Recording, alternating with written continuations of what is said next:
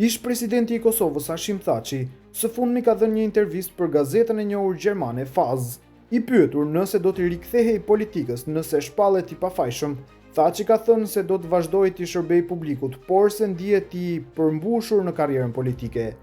Ju pyesni nëse jeta ime politike ka përfunduar. E shoh garën politike pas vetes, por jo jetën time politike. Si qytetar i lirë i Kosovës, do të vazhdoj të shërbej publikut dhe shtetit edhe në të ardhmen.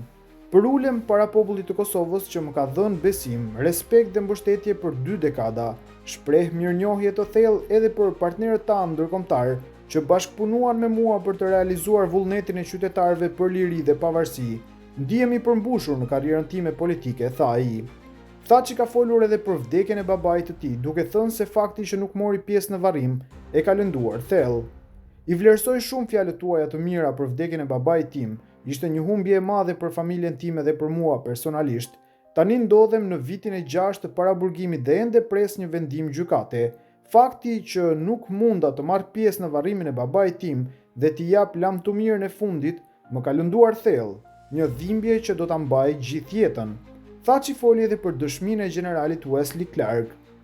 Unë mbështes plotësisht argumentet e ekipit tim mbrojtës. Dhomat e specializuara të Kosovës janë mekanizmi i 4 ndërkombëtar, pas ICTY-s, UNMIK-ut dhe ULEX-it. Secili prej këtyre mekanizmave ka hetuar ngjarjet e vitit 1998-99 dhe ka nxjerrë përfundime për përgjegjësitë. Qëllimi i krijimit të kësaj gjykate ishte hetimi i pretendimeve të raportit të Dick Martit, veçanërisht për trafikim organesh, pretendime të ngritura nga përfaqësues rus në Këshillin e Evropës.